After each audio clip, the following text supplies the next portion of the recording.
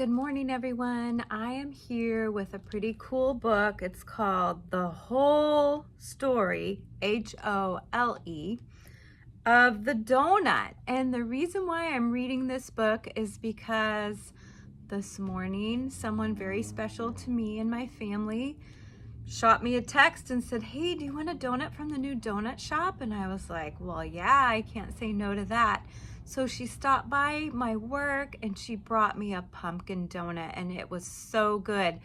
And I said, well, I need to read a book about a donut now. And so I found this book that we have, The Whole Story of the Donut. Pat Miller is the author. The illustrations were done by Vincent X. Kirsch.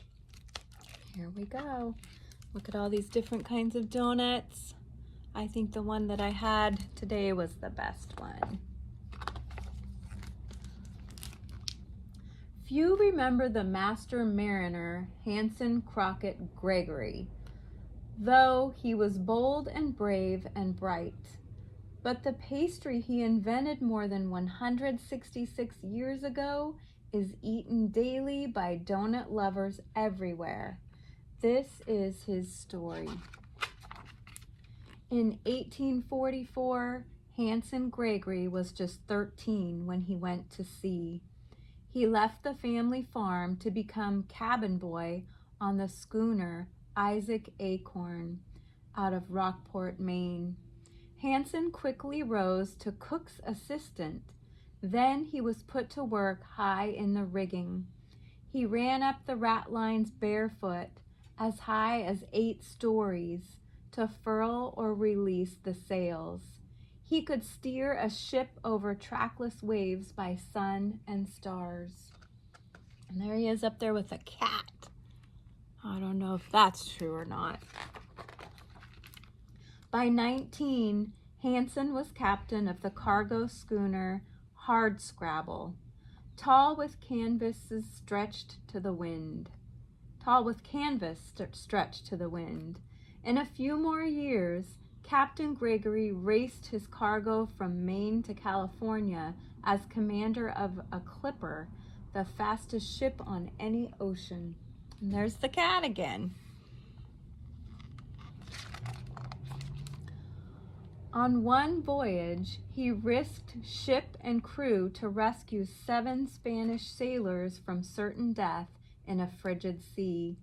When the news reached Spain, Queen Isabella II awarded Captain Gregory a medal for heroism. But what about the pastry? For that, we have to go back to June 22nd, 1847. The crew of the Ivanhoe had worked up a mighty appetite through the night. The sun was barely up as 16-year-old Hanson and the cook prepared breakfast. It would be the same coffee and fried cakes they served most mornings on the Ivanhoe. The cook tossed wood into the belly of the cast iron stove, heating the cauldron of lard. Hanson formed balls of sweetened dough. Both men stood on spread legs as the cramped galley lurched with the ship. So when you stand on a boat, you kind of have to stand with your legs far apart and your knees kind of bent, and you have to rock with the boat. It's very hard to stand on a boat. And even after you get back on land after being on a boat, you feel like you're still in the ocean. You feel like you're still rocking. It's a really weird feeling. Pans clanked overhead. The aroma of browning sugar rose as the cook dropped in the first blobs of dough. The iron railing on the stovetop kept the pot in place as the Ivanhoe bucked and plunged. When the cakes were fried, Hanson dumped them onto the dining table. They were sweet and crisp, at least around the edges. Their raw centers, heavy with grease, made them drop like cannonballs in the stomach. Sailors called them sinkers. As Hanson shaped another batch, he was struck by an idea. He took the round lid off a pepper can and cut perfect holes in the center of each sinker. Then he tossed the rings into the bubbling lard. The cook had never seen such a downright fool thing. Neither had the sailors who showed up for breakfast, but that didn't keep them from taking a bite. The cakes were brown and sweet and fully cooked. Sighs of delight rose above the noisy sea. A new breakfast tradition was born. And they're all enjoying the donuts. The teenage Hansen shared his invention with his mother. She cooked up large batches to sell in a friend's store and on the docks to hungry sailors. Ship's cooks now served holy cakes because they have a hole in them. That's how Hansen's invention spread around the world and down the years and right into your stomachs.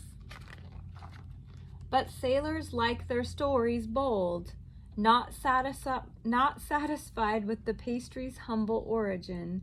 They spun legends worthy of such a delicious treat. So they kind of embellished the story, made up stories about it. One told how Captain Gregory wrestled the wheel as the sea became a monster. The first mate brought sinkers to help keep the captain's strength. Just as the captain grabbed one, the waves crashed over his head. Captain Gregory speared that sinker on the wheel's spoke. He invented the donut while saving the ship. Another legend tells how wild waves grabbed 5 sailors and pulled them overboard right after breakfast. With bellies full of oily pastries, they sank like stones. Captain Gregory shouted, "Never again!" He used a wooden belaying pin to punch holes in every cake so they resembled the ship's life rings. No sailor has since been drowned by his breakfast. Interviewed in 1916 for the Patriot Ledger, Captain Gregory seemed amused at all the fuss over his invention 69 years before. He laughed as he teased the reporter that he had invented the first hole ever seen by mortal eyes. When the reporter asked if he was pleased with his invention, Captain Gregory replied, "Well, sir, those donuts were the finest I ever tasted. No more indigestion, no more sinkers, just well done fried through donuts." At 89, Captain Gregory died at the Sailors' Snug Harbor, a home for sailors near Quincy, Massachusetts. He was buried overlooking the sea where stormy weather can be spotted as readily as it once was from the quarterdeck of the Hardscrabble. And there is a real picture of him. Whether you prefer chocolate or sprinkled, glazed or filled, raise your next tasty donut to the Master Mariner from Maine. And that is the whole story of the donut. I hope you enjoyed, and maybe you're gonna eat a donut this morning. Mine was sure tasty and filled my belly. All right, have a great day.